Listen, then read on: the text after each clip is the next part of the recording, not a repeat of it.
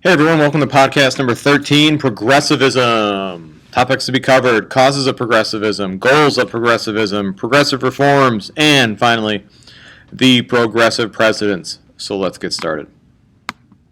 Alright, so first of all, one of the things we have to look at is, first of all, what the heck is the progressive movement? Okay? So let me, I'll get all this animation up here. Progressivism is a reform movement that hits in the late 1800s and goes into the early 1900s up until pretty much World War I. It's very much a reaction to industrialization, laissez-faire economics, stuff like that.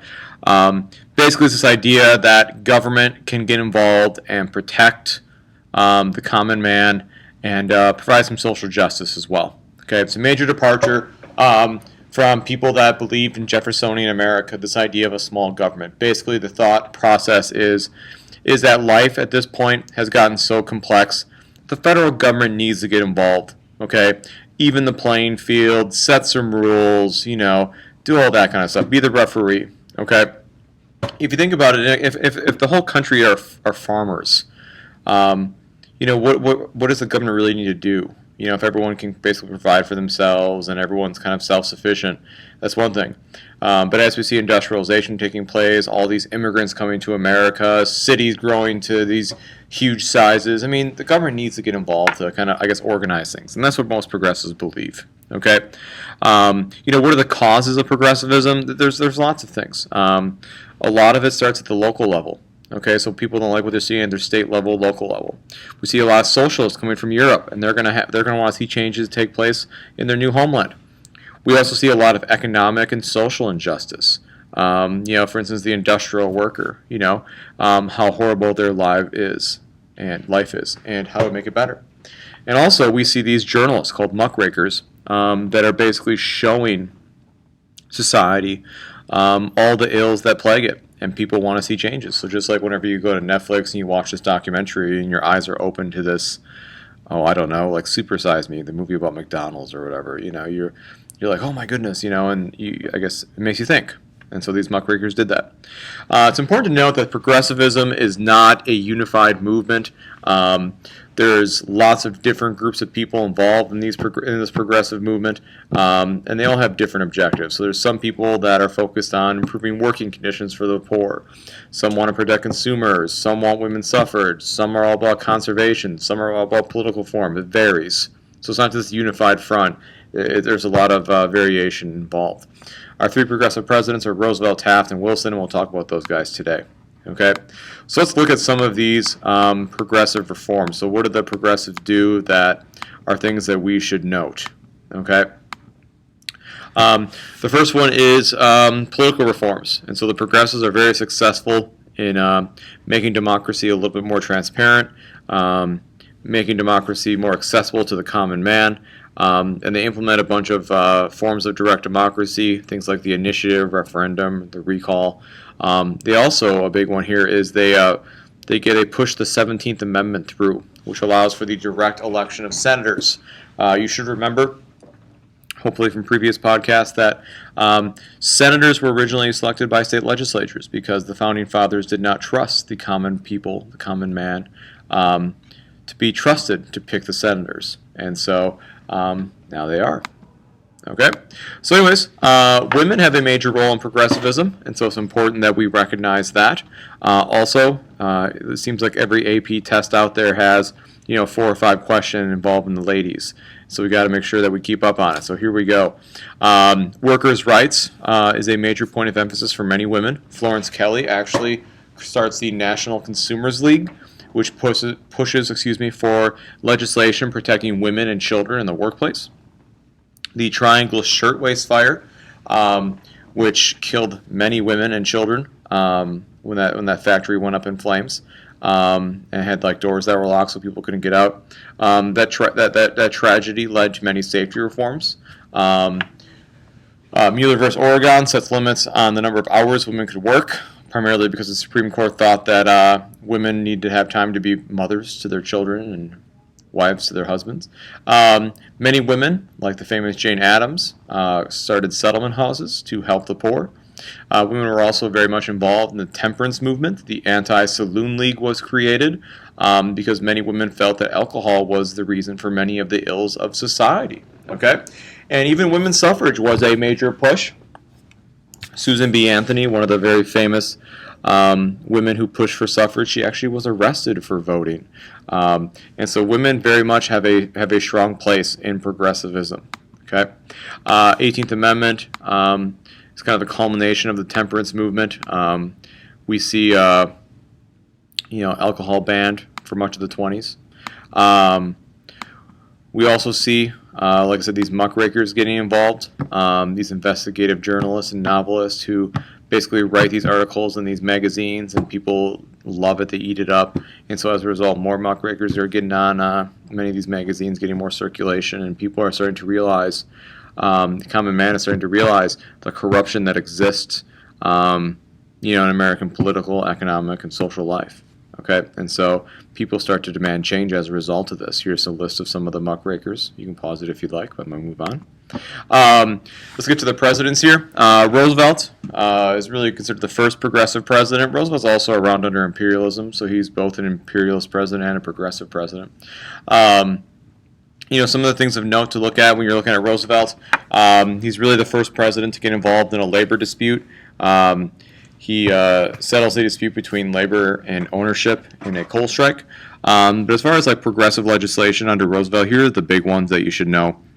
Food and Drug Act. That's the thing that basically requires all companies to put how many calories are in this food, what are the ingredients, that kind of stuff. Meat Inspection Act. Upton Sinclair's The Jungle really showed the nastiness of the meat packing industry. And it disgusted many Americans, and so Roosevelt and Congress basically pushed for this legislation that made that industry be a little bit more healthy. Roosevelt's also known as a trust buster. He enforces the Sherman Antitrust Act, really the first president to do so, and he actually takes on 45 corporations. It's important to note that Roosevelt's not anti-business, even though he goes after several big businesses.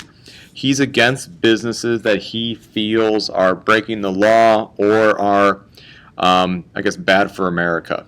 Okay, so he distinguishes between good business and bad business, in other words. He's also really the first president to push for conservationism.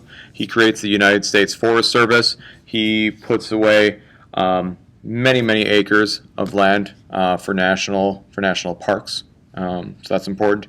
And under Roosevelt, we also see the 16th Amendment get passed, which allows the government to tax the income of the wealthiest Americans. So a lot of people always ask, why the heck did people pass a constitutional amendment allowing the income tax? And the answer is because when you look at the income tax, the vast majority of the income tax comes from the wealthy.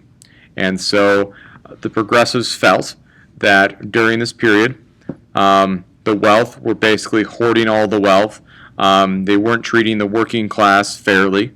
Prices were artificially high. And so the common man felt like they were getting screwed. And so the progressives were like, to even this out, we're going to tax the wealthy more.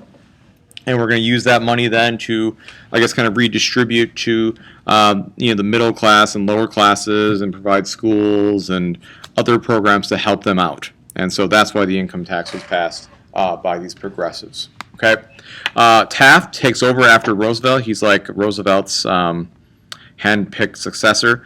Taft should be known as kind of the trust buster. He goes after 95 corporations in one term, whereas Roosevelt goes after only 45 corporations in 2 terms.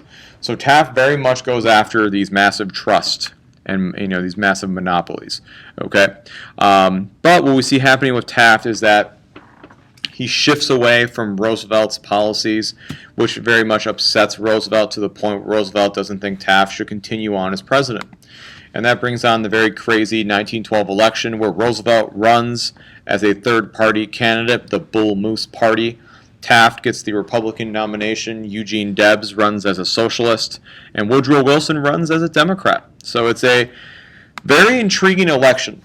And if we look at the results here, we can see that Woodrow Wilson's going to win the election because there's going to be obviously this fracture within the Republican Party where some Republicans vote for Roosevelt, other Republicans vote for Taft, and so the Republican Party is split.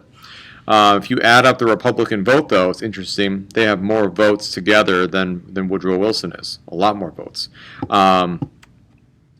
So had the Republicans been unified, you would think that they would have won. Eugene Debs, the socialist, takes a majority of these votes down here. Okay, but Woodrow Wilson's able to win the presidency. Interestingly enough, though, if you look at Wilson, if you look at Roosevelt and Taft, all three of them are progressives. And so the American people really don't have much of a choice. They're voting for these progressive candidates. So it really shows kind of the political will at the time that all three of these candidates were professing to be progressives. Okay, Wilson. I think it's important to really focus on Wilson here because I think oftentimes with Woodrow Wilson we automatically think of World War I, Treaty of Versailles, League of Nations, all that stuff. But it's important to note that he was also a very important progressive. Okay, he attacks what he calls the triple wall of privilege. Okay, he goes after trust, which once again are kind of like these massive corporations where you have these individuals that sit on the boards of the board of shareholders of all these different companies, so they indirectly kind of control these companies.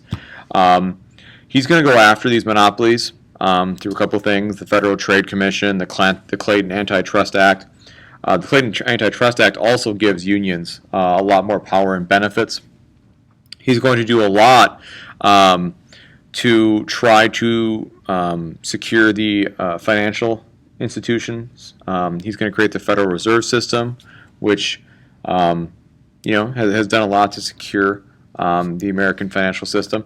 He's going to go after tariffs because many progressives at the time felt that tariffs protected the wealthy industrialists by allowing them to make lots of money, but because people are being forced to buy American products, they're also paying more for those consumer goods. So think about like Walmart. One of the reasons that Walmart gives us such cheap goods is that they buy a lot of their stuff from Southeast Asia, where the cost of making items are really cheap. But as a result, Americans can buy these cheap consumer goods and then have more money to buy other stuff. And so if you protect American industry, that helps a small chunk of people, but it comes at the cost of raising the price for everyone else. So that's why many progressives were against tariffs. Okay, Woodrow Wilson also helps the working man out. Working Men's Compensation Act of 1916 gave federal workers disability pay, and eventually that transitions to the private sector. And the Adamson Act of 1916 gave railroad workers 8-hour workdays and overtime pay, which also obviously then becomes the standard for many industries throughout America. Okay, so anyways, that's all I have for you today. Twitter, follow me on Twitter. There's my website with all my chapter PowerPoints, all my podcasts, my emails right there as well. And please follow me on YouTube. So thanks, guys. I hope this helped.